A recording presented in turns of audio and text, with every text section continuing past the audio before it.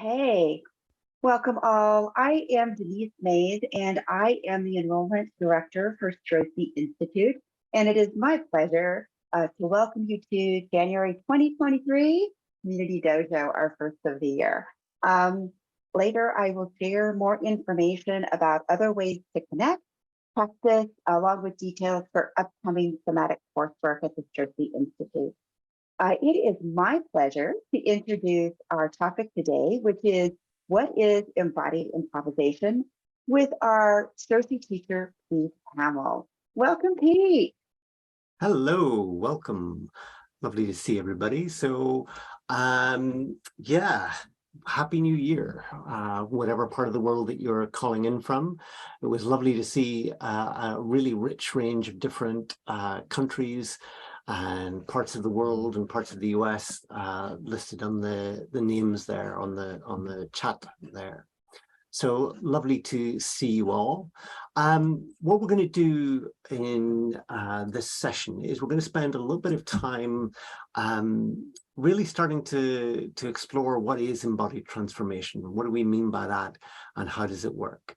And at this time of year, there's often a kind of, I think, with the new year and we're moving from winter into spring in the Northern Hemisphere, there's kind of like a sense of expansiveness and a sense of wondering about the new. So I really want to bring in that sense of moving into something new into the conversation today. But as we generally do with all of our community dojos, we tend to start with some practicing together. So I'm going to invite you into practice first of all, as the first part of the session. As we do our session today, you don't have to have your videos on, and it's lovely if you can. It's really lovely to have faces that we can see in the sense of being in community together. So there's an invitation to do so, and also a recognition that that may not be possible depending on where you are and how you're set up and all of that kind of stuff. Okay, so I'm going to start off by standing up. You can stand or sit as we do this, but I'll just raise my desk here so that I can still see you. And we'll start off with a centering practice before we get going today. So a centering practice is the basic primary practice within inside of this work.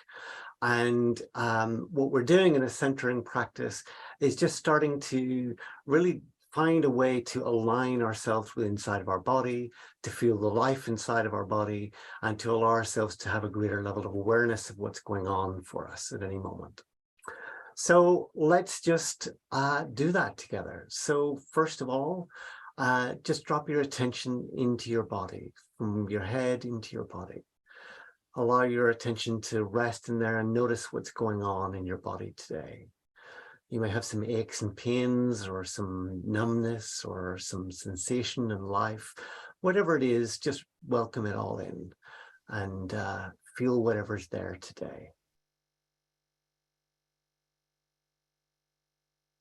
And then as part of our centering process, we're going to look at aligning our body within the 3 spatial dimensions that we live within. So first of all, we'll start off by aligning in length. And we align in length by extending up and relaxing down. So extending up through the skeleton, allowing the skeleton to hold us up, aligning our body, almost maybe imagining you're putting some air between your vertebrae so that you're moving from something like this to something like this. Allowing your whole body to lift up through the skeleton.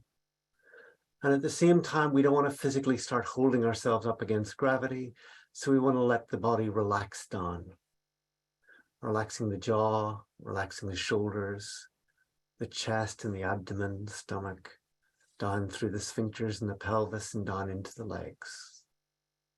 And really see if you can get that sense almost of feeling the weight of your body going down through your feet or your sit bones on the chair. Really feel your entire body weight going down and the chair or the ground rising to meet you.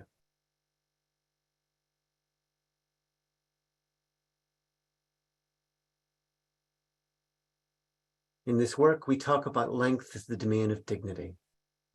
We know that if you go and see a dancer on stage or something like that, and they're trained often to have perfect posture, and we tend to ascribe dignity to that.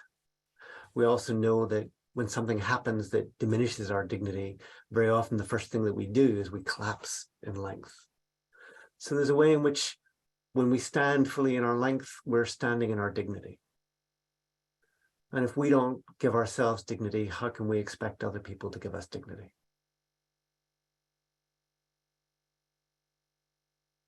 Next one is the domain of width.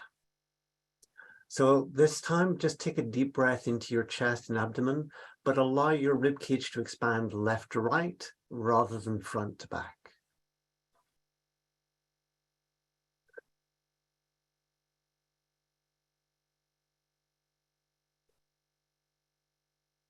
And notice what it's like to feel your own boundaries on either side of your body. Feel the point where you end and the world begins. Allow your chest and your heart to open up. Allow yourself to expand and take up the space that you're due in the world. And notice what it's like to take up the space that you're due in the world. Often, many of us find ways of making ourselves smaller, to take up less space, to be less visible. Some of us take up a little bit too much space to try to be too visible. So finding a balance. What's the space that our body needs to occupy in this world? And notice what it's like to find that balance for yourself. This is the domain of boundaries. When we give up space in the physical world, we're giving up space in the social and emotional worlds. When we're narrowing ourselves, we're allowing other people to take that space, and they'll push on our boundaries. Or maybe we're taking up too much space and we're pushing other people's boundaries. So we want to notice, what are our patterns here? What is it for us to have healthy boundaries? Finding a balance. And then finally, we want to center in depth. And to center in depth, I just want to invite you to find a place where the weight is balanced between the heels and the balls of your feet. Or if you're sitting down, you can imagine that your back is like a pint glass you're balancing on a bowling ball. And see if you can find a way of balancing that pint glass.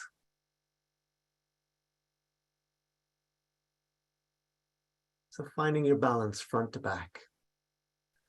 Not leaning into the future, not leaning into the next thing, the next thing, the next thing. Neither are we hanging out in the past. Creating distance, creating safety. We're finding a place of balance in between.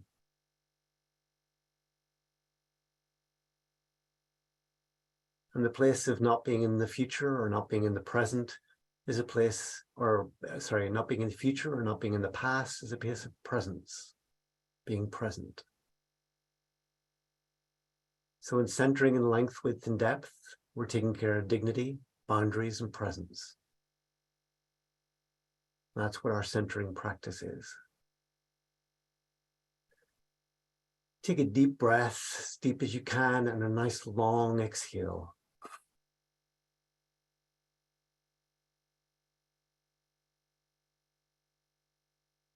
And then bring your attention to the body's physical center of gravity. That's a point a couple of inches below the navel, below the belly button. So if you take your hand and you put your thumb on your navel, your hand will rest nicely on your body's center. So just see if you can rest, feel behind your hand, or feel your hand from the other side. Yeah, feel it within the body. And then let your hand drop away, but keep your attention there on your center and feel from that place. And notice your mood. In this place, notice your mood. What does it feel like to be centered?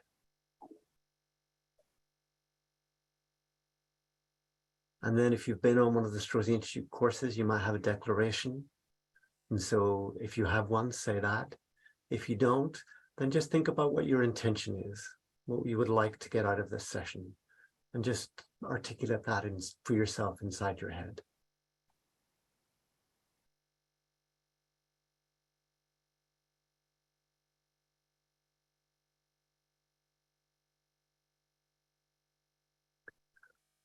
Okay, let's come back together seated for a moment, or standing if you prefer. But I'm going to bring my seat back in. So, practicing together. So first of all, I should say hello and tell you who I am. So my name is Pete Hamill. I'm a senior teacher with Strozzi Institute. I teach many of the programs over here in Europe, where I'm based. I'm based in England, on the south coast of England, in a place called Brighton. And I'm originally Irish, so I grew up in Belfast in the north of Ireland, living in England now. And this work I've been doing for 20 years, just over 20 years since I started doing this work. And it's my great pleasure to be here with you today. So this session's entitled, What is Embodied Transformation? And so some of you may have heard some of this before, some of you may not. But I want to give you a sort of an overview of what we mean by embodied transformation. And then we'll do some practicing together, starting to explore what that means for each of us and what that means at the start of a new year, and potentially having some new things that we want to attend to and think about and move towards in our future. Okay. So what do we mean by embodied transformation? Well, there's two bits to that. First is transformation. So that's the quicker bit. So we'll talk about that quickly. So transformation means in this work, the ability to do something different than we've been able to do previously. So that I'm able to do something that was previously unavailable to me. And transformation is the ability to do that fairly consistently and even when under pressure. That's what we mean by transformation. Not that any of us will end up perfect, because life's not like that and we're human beings. So perfection isn't a healthy kind of way of orienting to ourselves. But the idea that we can consistently and under pressure do something differently is what we mean by transformation. Like there's a whole series of things that we already know how to do and that we can do under pressure. And this is kind of like, how can I do something else, something different? So that's the transformation part. Then there's the embodied part, and what do we mean by embodied? And by embodied, we very directly mean the body. So I'm going to invite you for a moment to imagine that you're at a party. And you're at a party and you don't know everybody, and somebody invites you or somebody suggests to you that you should stand up on the table in front of everybody and dance in front of everybody in the room. Now, there's a few people out there who may be going, yeah, cool. But most people tend to have a sense of like, no, I don't want to do that. And that, no, I don't want to do that is often has its roots in the sense of visceral discomfort that we have in our bodies as like, no, I don't want to do that. It's like the idea of putting ourselves into that situation feels viscerally uncomfortable. And then what we tend to do as human beings is we make up lots of good reasons why it wouldn't be an appropriate thing to do. Like, oh yeah, there's lots of good reasons why that's not an appropriate thing to do in this time and place. And because we've got big brains as human beings, we like to invent good reasons and rationalizations.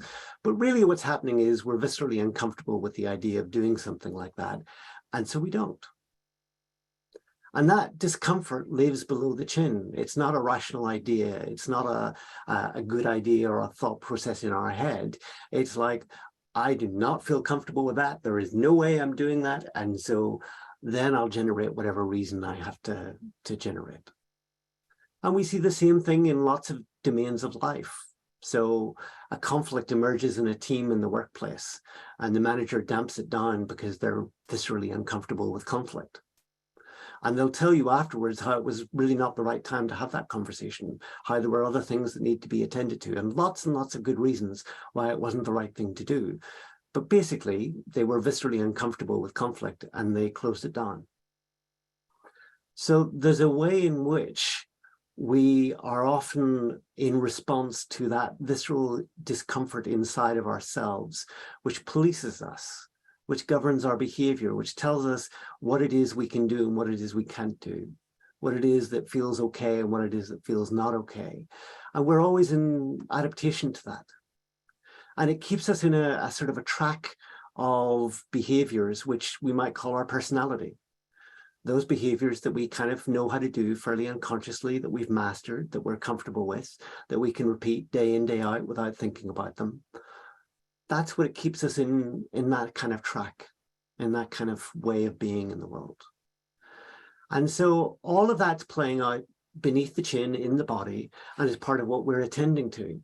And there's a whole series of things as a result that we become very good at. And there's a whole series of things which lie outside of the domain of what we're good at and lie as that, oh, well, I'm not that type of person, or I'm not really good at handling that kind of stuff, or there's a good reason why we're not ever going to deal with these conflicts in the team. That's the realm of stuff that we're not so good at. So all of that's playing out and living in the body. Not only that, however, not only that is it living out and playing within the body, but actually it starts to shape our body over time. So what happens over time is as we start to develop certain habitual responses to things, is like we start to develop a shape to the self that we are, like a shape to our physicality, which starts to represent the way of being that we have. So if I'm always placating and people pleasing and looking after conflict and making sure it doesn't happen, I might start to show some appeasement gestures, like exposing the neck, habitual exposing of the neck, slight tilting of the head, an energetic extension out to people. If I'm always habitually kind of finding myself overwhelmed and that, you know, when I'm put under pressure, I kind of find myself distancing myself from the world, I might start to habitually lean away from the world. You know, those people who kind of reach out to shake your hand and say, hello, it's nice to meet you. And at the same time, their entire body leans backwards, such that you kind of wonder, is it nice to meet me? Yeah, that's an habitual shaping that we're developing. So we can start to develop a physical shaping which is representative of our personality. In fact, it's not that we can, it's that we do. This is why all human beings have their own interesting shapes. If you pay attention to it, you'll see the shape of a self. And that's always playing out inside of all the different people that we see and that we interact with. So there's a way in which we start to find ourselves in a particular physical shape. A shaping that gives us, that predisposes us to a certain mood. You know, if we kind of, there's a mood associated with this. And you can probably read what that mood is. But there's also, when I put myself in this shape, I feel that mood. There's not a lot of joy in this shape. It doesn't predispose me towards joy and excitement and being energized. It predisposes me to something else.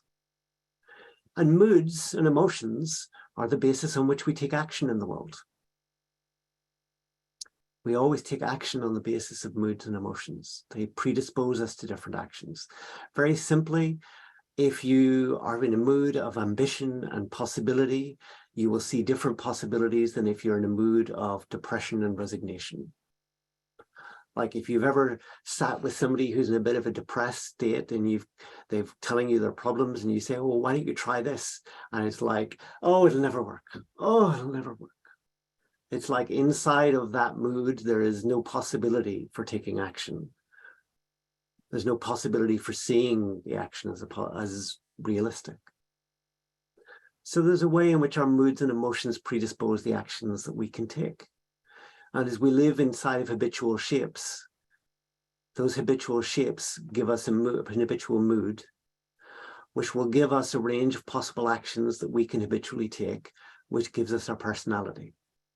And there'll be a whole series of emotions or of actions that sit outside of that will be unavailable to us, that will rationalize away and say, oh, that doesn't feel right, that's not me, and I'll have lots of good reasons why that's not a good thing to do right now. That's that other world. And then there's the other aspect of things, which is we're never individual beings living on our own. We're always in relationship with others. And when we get together with a group of other people, they are always in relationship to the shape that we are. They will be in relationship to how it is that we show up, the mood that we carry with us. And that shape and that mood will give us certain permissions in life. Yeah. You know, we all know kind of there are groups and people that we meet, and it's like they give us certain authority or certain permission, and it feels really good. It feels enabling. And we all know there are probably other people who we meet that don't give us that authority and that permission, and it feels harder. It feels less easy to be eloquent or to take action or to do something that is meaningful, whatever.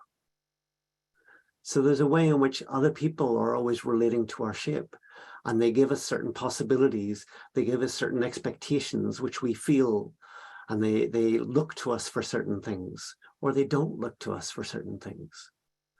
And that gives us in the social domain a way of a range of possible actions that we can take. And so what we can see is that the shape that we hold, the physicality of it, gives us the moods that we're in. It shapes, therefore, the actions that we take. And it shapes the perceptions that other people have of us, and therefore the actions they expect of us. And so this habitual shaping, which keeps us within this realm of doing what we habitually know and what we habitually are comfortable doing, it can really limit our possibilities in the world.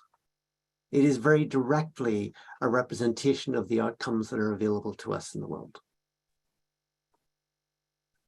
So embodied transformation is the ability to take different actions, is the ability to habitually take different actions that allow us to get to a different future. And if at the start of the year, many of us often in this time of year kind of start to think about new possibilities, different futures that we might want for ourselves, for our family, for our work, for our communities, whatever that is. If we start to look at that, then we're starting to look at actually what's it going to take from us to be able to deliver on those things? Who do I need to be the kind of being, kind of person that will be able to deliver on that? And so the process of embodied transformation is the process of learning to have a new set of, kind of like a new set of habitual behaviors that will lead me towards the future that I care about, that will deliver on the future that I care about. So my habitual set of behaviors at the moment are ones that are delivering me towards the outcomes that I'm currently getting in life. They lead me towards what I already know. If I want a different future, then a different set of habitual behaviors will be required in order to lead towards that different future. So the start of our year and the kind of, whether we think about New Year's resolutions or we think about intentions for the year, or we just think about actually often over the holiday season, there's a time where people go, actually, there are some things that need to shift in my life. We've kind of had enough of this pattern as a family. Or actually, you know, my work life isn't fulfilling. I've had some time away from work and it's not enough. It's not right for me. Or there's something in my community that I want to pay attention to. Whatever that is, then the question that this evokes is, if I'm really going to step into that, what are the habitual sets of behaviors that I need to practice, that I need to develop in order to be able to move towards that future? And when I referred earlier in the centering practice to a declaration, for those who have done this work before, that's really what a declaration refers to. A declaration is the possible future that we're committing to, future that we long for, that we really care about. So that's a little bit about what we mean by embodied transformation. Any questions that have come up just in mainly around clarity for this point in terms of what I've said, whether or not I've been clear, or anything anybody needs to ask in order to continue with this? And you can come off mute and ask a question or put your hand up or type something in the chat, whatever works for you.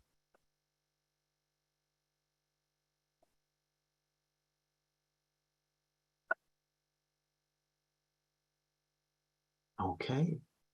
I will take that as a no. I will assume that I've been wonderfully clear, unusually clear, and we will continue on that basis. So what I want to do is to do a little bit of exploration of the shaping that we hold, the shape of our bodies. And to do that, what I'm going to invite you back into is, you can do this standing or sitting. I'm going to stand again, but I'm going to invite you back into paying attention to shapes in length, width, and depth. Let's see, move that out of the way. Excuse me, Pete. My Yeah. apologies for interrupting. We did have 2 questions in the chat, and I'm also interested to see if you could expand. It was about if you're willing to share your declaration, or is there a language around declaration? So yes and yes. Sorry, who was that who spoke? I didn't see. Who brought that up? Oh, I can turn on my camera. Hi. Okay. Nice to meet you. Sorry, I just didn't see where that was coming from on the screen, so I was trying to kind of speak to somebody. Okay, 2 questions inside of that. So languaging around declaration. When we get into this work, yeah, we do have some languaging around this. And we invite people in this work to speak their declaration as I am a commitment to, and then to speak whatever that follows that's true for them. And sometimes people will challenge me on this and say that that's not linguistically correct, or that's not grammatically correct in English to say I am a commitment to. And my response is to always say it is grammatically correct for what I mean, very grammatically correct for what I intend, because there's a way in which we can have a commitment and that kind of distances us from it. Like I have a car, and you know, I have things around me. I have a pen, I have a pencil, whatever it is. It's a distance from it. And with a commitment, we want to really bring it in at a level of depth, which saying I am a commitment to really brings it to that level. But the other aspect of it is that whenever I start to explore what it is to embody a commitment, we embody a commitment when we have embodied the practices that will allow us to deliver on that commitment. Like when we have been through the transformation that allows us to have developed the capacity to be able to do the things that we need to do, the practices, the things that we need to be able to do in life that will enable us to fulfill on that commitment. So if I'm currently somebody who's conflict averse and placates, like I used that example earlier, and placates and diminishes the conflict, maybe my declaration means that actually what I've got to be able to do is to be able to tolerate healthy conflict and learn to be with it and to empathize with people in conflict and to find ways of actually allowing and enabling healthy conflict. And once I've embodied that, then I embody the capacity to fulfill on my declaration.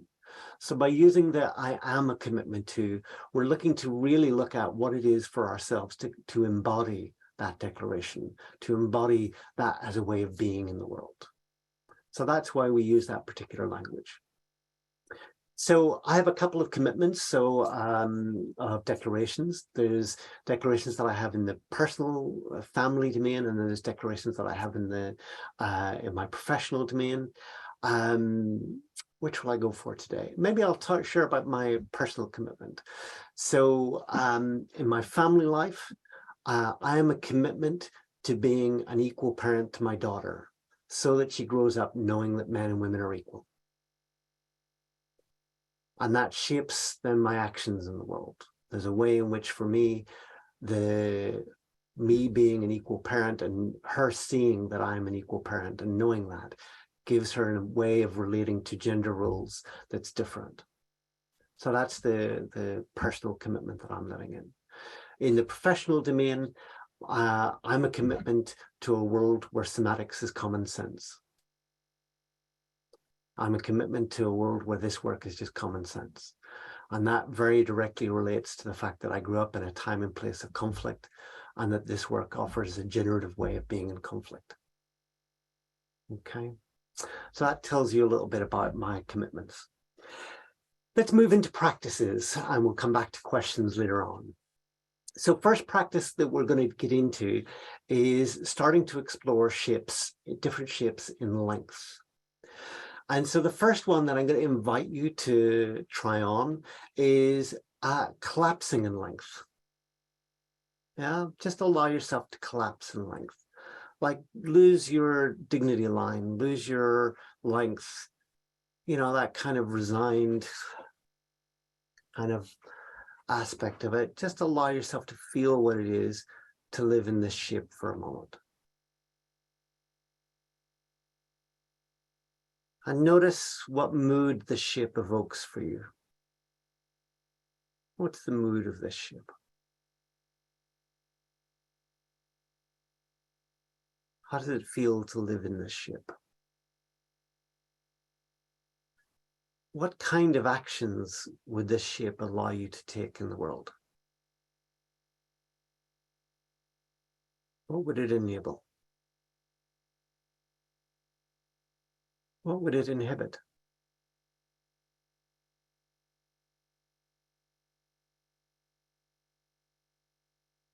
And also notice how familiar is this shape to you? Is this an easy shape for you to take on? Is it more difficult?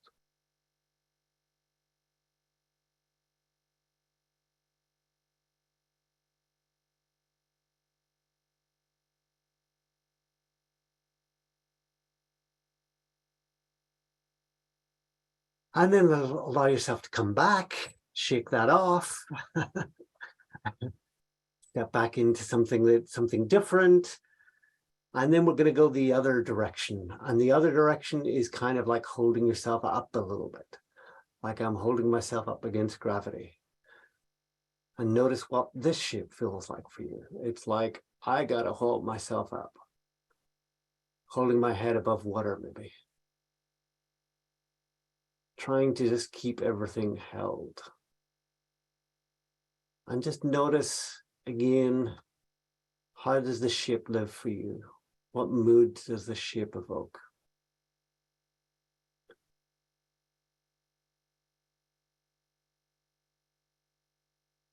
What's the mood of it? What actions does it enable? What actions does it inhibit? And as you look around at the people on the screen, what do you notice about other people in this ship? How do others appear to you when they live in this ship? And you'll notice you have a reaction to people when they're in this ship.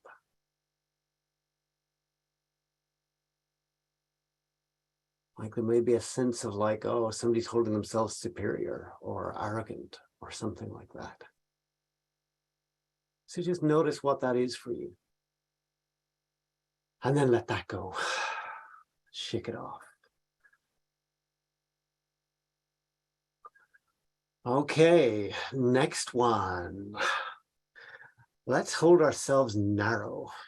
Like pulling in, if you can, if you have the sense of this, like pulling in the intercostal muscles between the ribs, tightening in the rib cage, pulling yourself more narrow, holding your arms in tight to your waist, keeping your legs, your feet close together and your legs tight together, like you're kind of taking up less space in the world. Holding yourself in tight.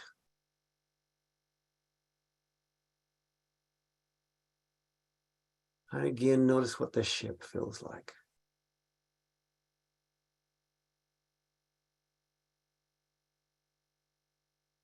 What's the mood of this shape?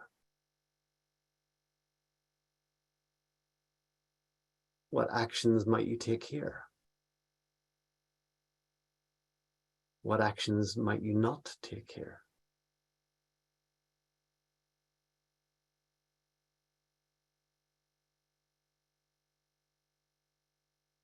Notice other people. How do other people show up to you in this shape?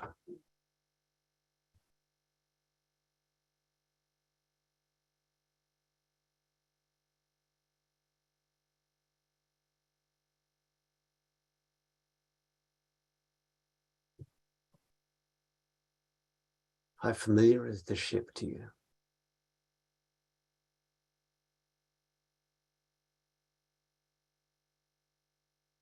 Oh, and then let that go.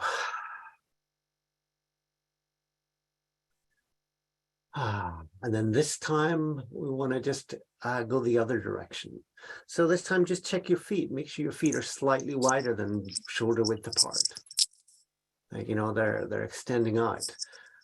Open up your chest and your abdomen. Allow yourself to take more space.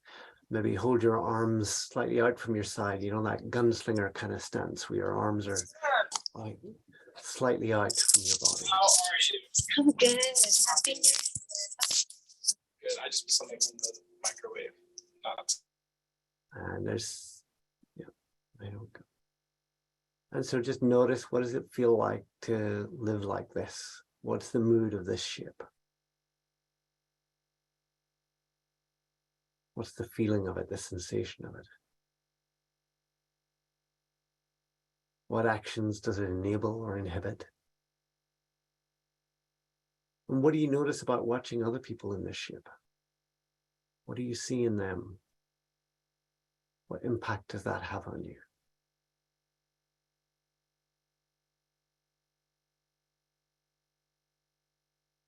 And again, with all of these, how familiar or unfamiliar is this? Does it feel easy to take this ship on? Does it feel difficult?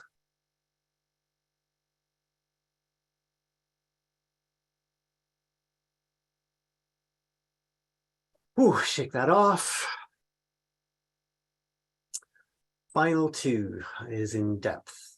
Final two ships that we're going to take on here. I'm going to do this side on just so that you can see more easily. So the first one is like I'm leaning into the world. You know, it's like the kind of, it can't come to me fast enough. Like I'm leaning forward. It's like next thing, next thing, next thing. And just again, feel what it's like to allow your body to adjust to having that slight tilting forward. And notice what kind of mood that evokes inside of your system. How does it feel to be kind of leaning forward into the future in this way?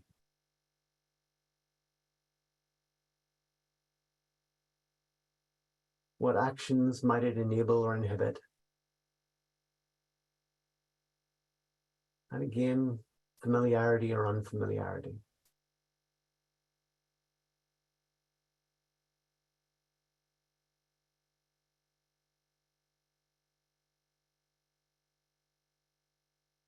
And then let that go. And we're going to go the other direction. The other direction is leaning back from the world a little bit. To do this, you might need to tilt your neck forward a little bit in order to stay balanced. And you're just going to allow your body to lean back a little bit. It's like you're creating a little bit of distance between you and the world. And again, notice what's the mood of this. How does it feel? What actions feel easy here? What actions might feel more difficult?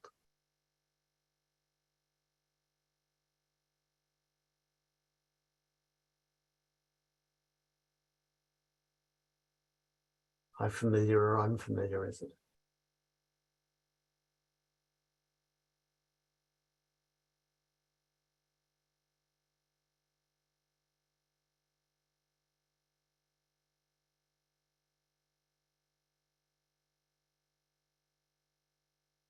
And then bring yourself back. Shake it off. You don't want to, I don't want you coming out of this session having learned lots of unhealthy behaviors in your body. That won't be good for you. So just allow yourself to shake it off, bring yourself into good posture, relaxing up, extending up, relaxing down, finding the balance in width, finding your balance in depth, just bringing yourself back from all of that. And just noticing for yourself what was familiar, what was unfamiliar, what was the impact did it have on you?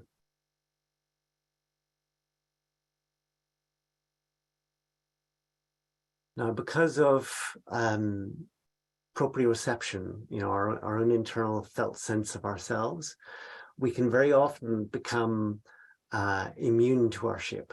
What I mean by that is we won't notice the shape that we're in. We won't notice that that we habitually kind of narrow ourselves, or we won't notice that we habitually lean away from the world, or whatever it is. And so very often when I work with people and I start to work with their posture and reshape it a little bit, the first thing they'll say is, like, if they're leaning backwards and I straighten them up, they'll say, but it feels like I'm going to fall. It feels like I'm leaning forward. Because our shape has become habitual and it feels normal. And when we adjust that, it can feel abnormal. So by exaggerating these shapes, paying attention to what felt easy and what felt difficult, we're starting to get some clues into what our habitual shape might be. The things that we find difficult might tell us that we habitually go the other way. If we find ourselves really easy to take on a particular shape, that tells us that there's a practice there. There's an ease of moving into that shape. And so it may be that there's a less exaggerated way in which we hold that on a semi-permanent basis. And so what we can do is we can ask somebody to, help us see what it is we're doing. Look at some photographs of ourselves and actually start to notice, like, in every photograph, am I doing this? If somebody has a photograph of me side on, am I doing this? So we can start to see what are our habitual patterns, and then we can start to correct from that and start to move into a different shape. And to notice that when we move into a shape of making ourselves more visible, taking up more space in the world, that might evoke some vulnerability.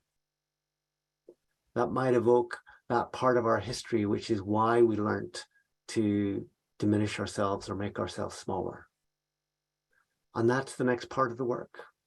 The next part of the work then involves the inquiry and the exploration of why it is that we have shaped ourselves the way we have. Why it is that we're viscerally uncomfortable with conflict and have to damp it down and contain it every time it comes up. Whatever that is, whatever that particular pattern is for us. The pattern that we're probably very good at rationalizing away and explaining and making sense of, but actually starting to inquire into why it is that I feel viscerally uncomfortable in certain social situations or in certain work situations, or that I lose my ability to have a voice with people who have power. Whatever that is, whatever that looks like for us. And that's the next part of the process, is starting to inquire into what that reshaping evokes for us. So the embodied transformation is about the physicality of the body and about reshaping the body, but not separate from the emotions and the historic history that has shaped us and made us who we are. We're always in relation to that. So I shared earlier a little bit about the sense that I came from a place of violence and conflict when I was growing up. And there's a way in which that shaped me in a particular way. And it shaped me in such a way that may have saved my life at a certain point. So there's a way in which our shaping is learnt in response to the history, the environment, the context that we're in. And then the next piece of work is, as we start to reshape ourselves, we start to get into contact with all the good reasons why we are the shape that we are, with compassion and with self-love. And then we start to look at what is the journey of reshaping ourselves through practices, through reflection and exploration, and understanding the emotional impact of our histories. So that is what embodied transformation is. That's the journey of embodied transformation. I'm going to sit back down. And what I want to do is offer the opportunity for more questions. So I grab my chair. So anybody want to raise a hand or put something in the chat? Is there anything come through on the chat, actually, Denise, that I should pay attention to? we start Yes, there have been some great observations along the way of noticing through the practice. I would invite anybody, if you would like to ask a specific question, to please raise your hand through the reactions, or to take yourself off mute and start speaking.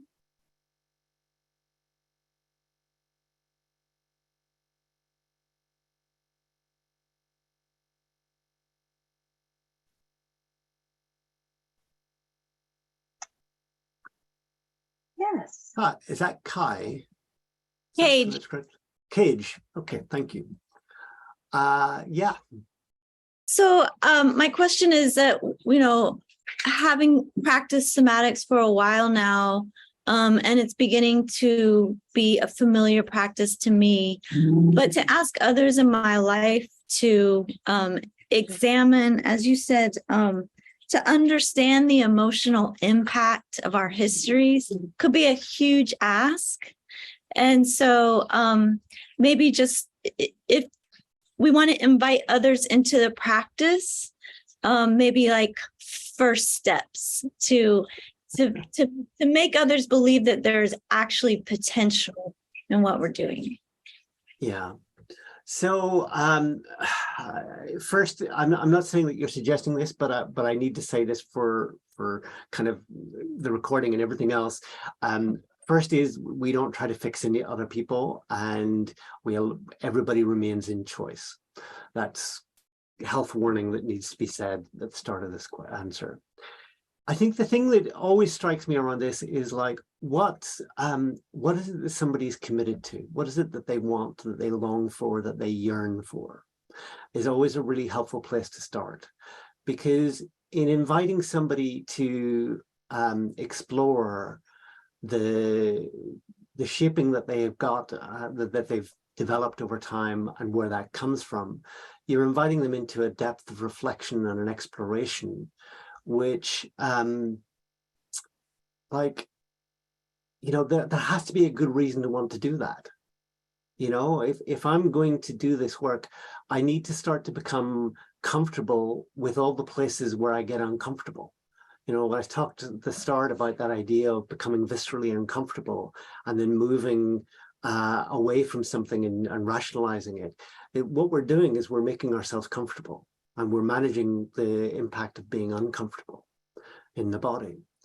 And so when we're inviting people into this, what we're essentially inviting them into is getting uncomfortable. And if we're going to do that, I think there has to be a good reason behind that. There needs to be something. For the sake of what am I going to spend time getting comfortable being uncomfortable? And then doing a lot of work to learn new practices, new ways of being in the world. So I think the starting point for me is like, what do they care about? What's important to them? And from there, everything can flow and follow. But without that, it's an abstract sense of like, it has the risk of coming across like a moral thing of you should, or like I want to fix you, or whatever. Whereas if it starts from what do we deeply care about, what's really important to us, then the exploration becomes, it's like, okay, so who do I need to be so that becomes real in the world?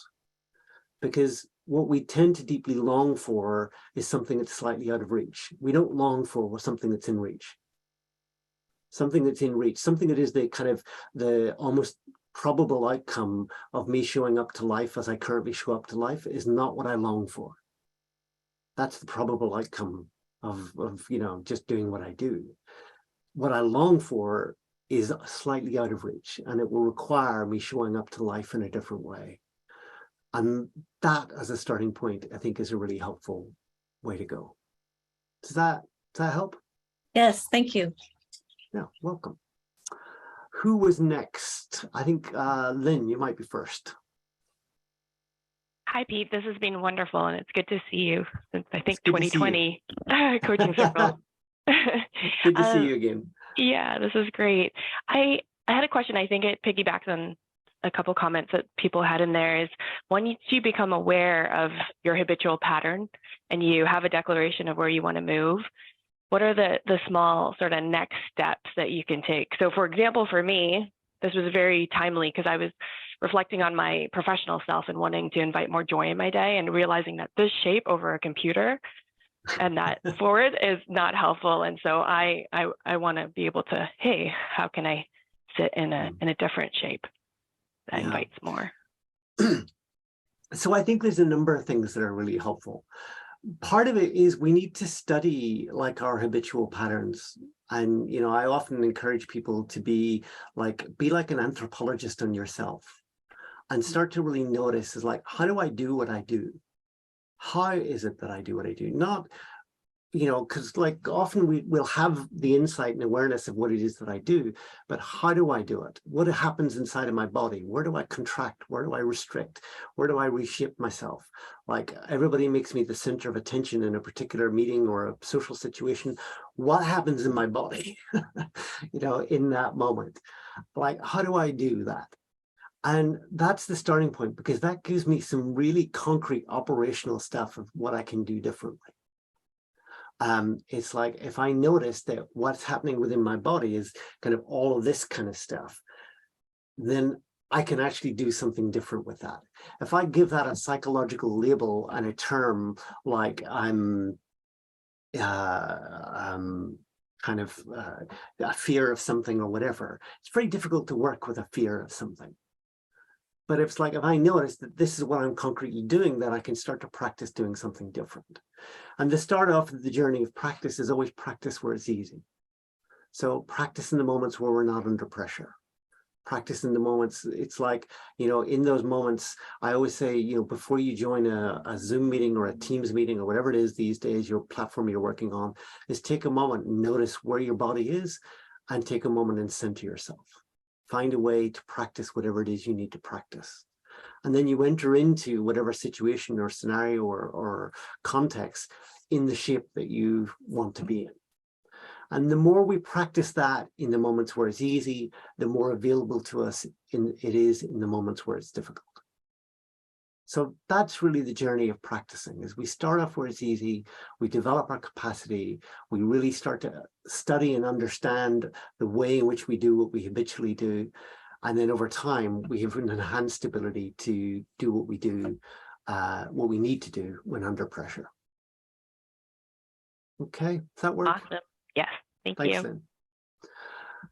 I think we might have time for just one more. So Ebony, I think you were next. Is that, if I pronounced your name correctly, by the way? Do correct me if I've got that wrong. It's Ebony. Ebony, thank you. Oh, was that clear?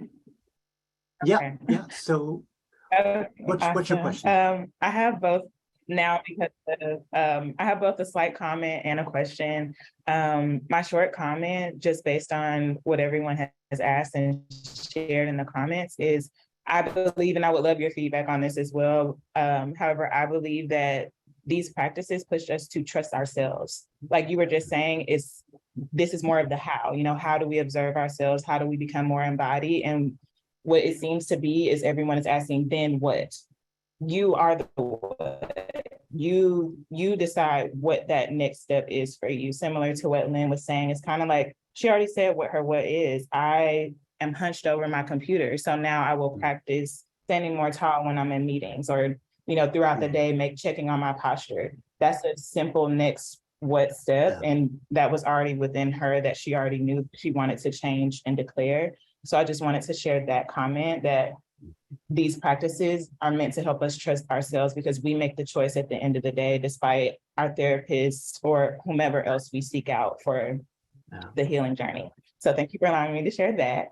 And then my question is, with these different postures, is it common for us all to have, I guess, like different downloads of what we feel? Because with the leaning back, I felt very comfortable. With the narrow, I felt very comfortable. But then like with the expansive and my arms out, I was kind of like, this kind of feels like the Titanic, and I'm free and I'm also scared. So just wanting some feedback on that and the differences that we made. come to terms with for ourselves in those postures? So what we feel very comfortable in is often what we habitually do. That's what's easy for us to do. That becomes comfortable. And what feels uncomfortable or maybe slightly scary is often what we habitually don't do. And so part of what you're seeing there is like, there's a way in which your body is giving you feedback, is like, this is something of your pattern, something of the shaping that you have, and the way in which we've been shaped by our histories, by our contexts, by our genders, by our families, etc. So part of that's part of what we start to see inside of that. And so the thing that I'd say is like, notice that, and then start to notice, what is it? Can you start to look at how it is that you do that? How do you habitually constrict and restrict yourself? Because we exaggerated it for this, but using photographs and using feedback of people you trust is like, can you start to get a sense for yourself of how it is that you do that in a more minor way, in a more nuanced way on a day-to-day basis, and what it's like for you to let go of some of that, what it's like for you to stand in some more of the vulnerability. And when you step into that and you start to experience more of the vulnerability, then center. Find a way to center, because center is the place where we can be uncomfortable, or be comfortable being uncomfortable. And that's really part of the key of this, is like, how can we find that place in which I can sit inside of the discomfort and be okay? And centering is a really good way to do that, because in centering, we're managing our nervous system. We're managing the reactions that we have. There's a much longer answer to that, but that's the brief answer that I can give you inside of the time that I have. Is that okay? Yes, I received that. That's fair. Thank you. Thank you. So I'm going to briefly hand over to Denise to talk about some stuff that's coming up, and then we'll complete together as a group. So Denise, can't see you on my screen, but there you are. Thank you, Pete. Thank you. We are also very grateful for everything that you've shared with us today. And I'd like to take a brief moment to share with all of you some opportunities and also some resources here at Strozzi Institute. As I had mentioned at the top of our call, I am the enrollment director, and I am here to support all of you with questions that you have about any of our coursework and ongoing offerings. I just put in the chat a way to set up a meeting with me. It's a wonderful way to connect. Also wanted to share with you our course calendar of all of the work that we have coming up here. So many different things coming up, and also really excited to share with you our new program, Return to Center. And Return to Center is for graduates of any Strozzi Institute program, online or in person, who want to participate in regular practice. So yes, we'd love to share with you any information that would be helpful on that. That is starting this week. I've put the link in the chat. Hopefully everything will go through clearly. We were having some technical difficulties this morning. And also wanted to share with you that we have a course called Embodied Transformation. And it is exactly what we stepped into today, those pillars of somatic transformation and the arc of transformation. And we have a class starting in March. We also start about every 8 weeks to support whatever arc that you are on. We also have other programming coming up for leaders, for somatic coaching, lots of different things coming up. If you are interested in our coaching program, we have one coming up in March and another one coming up in October. You'll find everything that you need on that course calendar. And of course, feel free to contact me with any questions that you have. Our next Community Dojo will be February 14th, Day for Lovers. And again, I am Denise, and I am the enrollment director here at Strozzi. I really do hope that we can connect personally sometime soon, and I would like to pass it back to you, Pete. Cool. And the last thing I'll add to that, just because it wasn't mentioned, is there's another one in March as well, as the one that was mentioned there, which is actually happening in Europe, in Barcelona, which I will be teaching, and it would be lovely to see some of you there. So if you're planning a trip to Europe, come see me. That would be fun. Or you're in Europe, indeed. So let's just, before we complete, let's take a moment, connect into your body, feel your body. If you can, come online on video, and just take a moment and connect with the community in front of you. and this group of people who've been working with. And really see if you can find a way to stay in your body and to stay in your center and connect with others at the same time. This is the essence of boundaries, is the ability to stay connected to myself and connected to others at the same time. So just take a moment and notice what it is for you to do that. Maybe put your hand on your center so you really feel your own body, and then notice what it is to connect out to somebody else, to the other people here.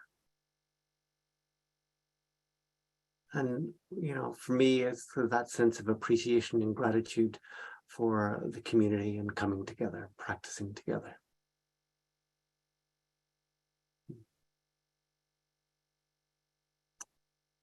Lovely, thank you. If you want to come up.